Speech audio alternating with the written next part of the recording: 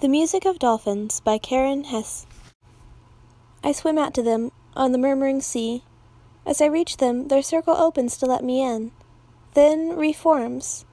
The dolphins rise and blow, floating, one eye open, the other shut in half sleep. Joyful with the coming day, I splash and whistle at a milky sun. Dolphins wake and whistle too. They are suddenly and fully aware. The ocean fills with their sound, flukes slapping, quick calls rising and falling. We slide under and over each other, racing through the morning waves, riding the misty lid of the sea. 3 gulls sit on the soft shoulder of a swell. So quiet, I come with my dolphin cousins up from below, and scare the bobbing birds. The gulls rise, screaming mad. We laugh and laugh, bright beads of dolphin noise, while above the birds dip and cry. A cool wind tickles the swells, and one free gull feather floats on the face of the sea. My dolphin cousin grabs it and darts below. Under she goes, then up, again, faster, springing into the air. She passes the feather to the next cousin, who takes her turn diving, running, playing with it. Their game spins me in the waves. The small hairs rise on my arms. While we play, the old ones search for something to eat. They flash their blinding sound into a school of silver fish. As my dolphin family swims, mouths open, through the thick school, I climb out of the sea. Standing on the small beach, the Mangrove Swamp at my back, I hear a sound over the rush and hiss of the tide, over the whistles and squeaks of my dolphin family feeding, over the splashing and tail slapping. I hear a sound pushing at the air. It beats like a giant heart. Airplane. I see it far off, pressed against the roof of the sky. It growls a distant warning. I turn away to feed on molting crab, juicy roots, ribbons of salt weeds. The plane comes closer. The sound of it shakes my bones. My skin shivers like an orca is coming. My dolphin mother senses danger.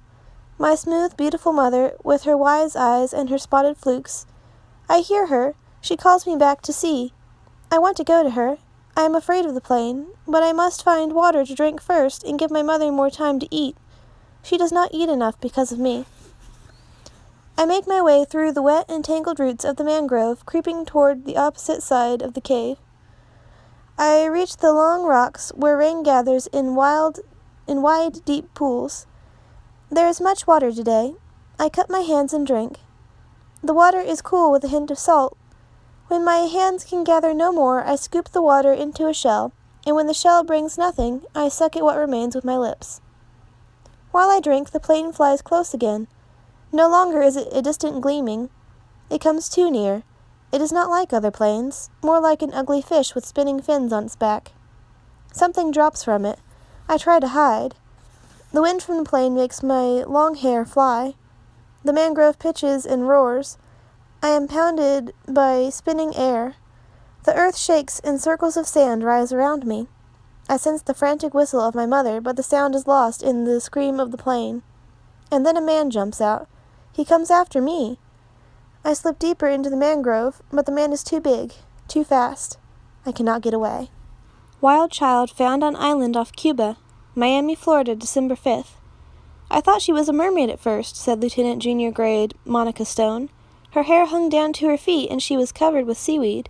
On closer examination, the flight crew on the Coast Guard Jayhawk realized they had spotted not a mermaid but a human child.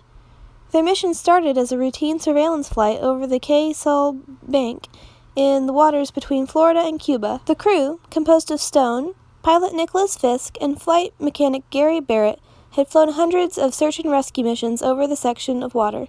But this mission was unlike any they'd flown before. After the initial observation of the child, the crew radioed Miami and awaited clearance to land.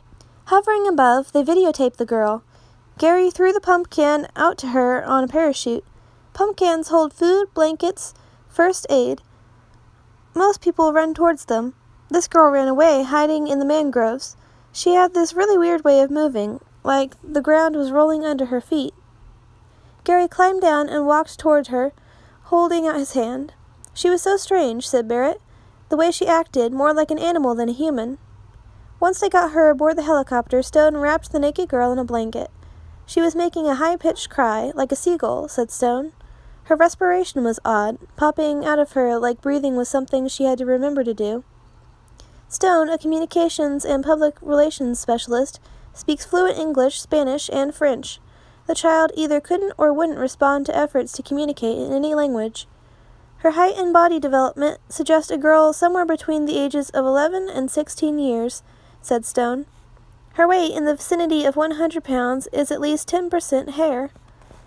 Most refugees we pick up look as if they've been at sea a couple of days. Their eyes are bloodshot, they're dehydrated, said Barrett, but they still look human.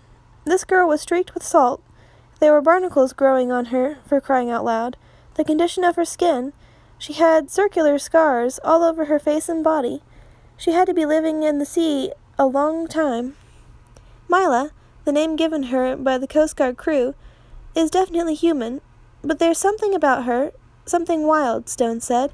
The Immigration and Naturalization Service, the Bohemian, Haitian, and Cuban governments, and a team of medical specialists working under grants issued by the National Institute of Mental Health are disputing custody of the newly discovered wild child, the second such discovery in as many months. True wild children are a rare occurrence, says Dr. Elizabeth Beck, research professor of cognitive and neural systems at Boston University. Feral children are an invaluable resource for studying the role language and socialization play in the making of a human being. Beck has designed a unique facility at the Charles River campus to stimulate a human response in these children. She attributes the public's interest in them to the fact that wild children are, like Shay, the fragile girl discovered in Idaho's Salmon River Mountains, and Mila have much to teach us about ourselves. On the short flight back from Anguilla Cays to the mainland, the distraught girl kept thumping her cheek against the window of the Jayhawk and squealing. Barrett used his hand as a cushion between the girl's head and the hard surface of the helicopter wall. Her squeal could be heard over the engine chop, like an animal crying. It was like she was calling to someone down there, Stone said. Stone poured water into a cup and offered it to the girl. She touched the water with the tip of her finger, then touched her finger to her tongue, said Stone. Slowly she extended her palms toward me, cupped, sealed tight. I poured the water into her waiting hands, and she drank from them. There was just something about her, said Stone. From the moment I laid eyes on her, I wanted to do things for her, give her things. She was visibly exhausted by the time we landed in Miami, but by then at least she understood we meant her no harm.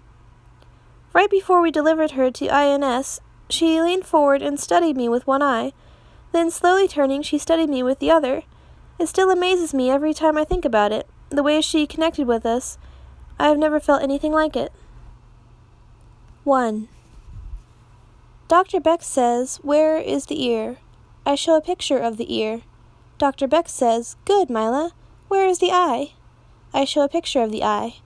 Dr. Beck says, "Good, Mila. Where is the nose?" I show a picture of the hair. Dr. Beck says, "No, Mila. The nose is not in the hair. The nose is here, in front of the face." Dr. Beck shows a picture of the nose. Dr. Beck says, "Where is the nose, Mila?" I show a picture of the nose. Dr. Beck says, "Good. Good, Mila. I like good." 2. The helper is Sandy. Sandy says, "I have a present for you, Mila." Sandy says, "This present is to eat. This present is good fish. Do you want to eat this good fish, Mila?" I say, "No. The fish is not good. The fish is dead." Sandy is not happy. I like Sandy happy. 3. Dr. Beck says, "What is this?" Dr. Beck shows a picture. The picture talks. It says, "Girl." Dr. Beck says, "What is this, Mila?" I say, "Girl." Dr. Beck says, "Good. Good, Mila. What is this?" Dr. Beck shows a picture. The picture talks. It says, "Boy." Dr. Beck says, "What is this, Mila?" I say, "Boy." Dr. Beck shows a picture. The picture talks. It says, "Dolphin." Dr. Beck says, "What is this, Mila?" I say, "Dolphin. Dolphin. Good, good dolphin. I like to see the picture of dolphin." Dr. Beck says, "Very good, Mila. Tell me, what are you, a girl or a dolphin?" I show a picture. The picture talks. It says, "Dolphin." I say, "Dolphin." Dr. Beck says, "No, Mila." Dr. Beck shows a mirror. Dr. Beck is in the mirror. A girl is in the mirror. Dr. Beck says, "Okay, Mila, tell me, what are you, a girl or a dolphin?" I look in the mirror. I look at the picture.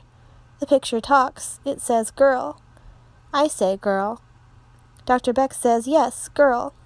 "Good, Mila, you are a girl." 4. Sandy is here.